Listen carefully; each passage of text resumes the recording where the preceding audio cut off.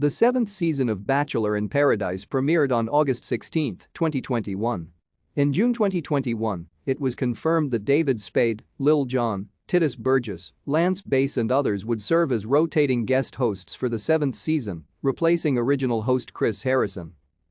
As with the previous season, filming took place in the town of Sayulita, located in Vallarta Nayarit, Mexico.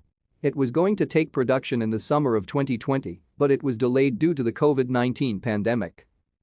On June 18, 2021, Wells Adams was confirmed to be returning as the bartender with a larger role. He will be Master of Ceremonies at Rose Ceremonies and will guest host an episode. On July 8, 2021, the first 19 contestants were revealed.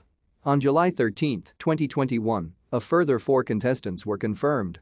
On August 9, 2021, former Bachelorette Becca Kufrin was confirmed to be a contestant. Thank you for watching.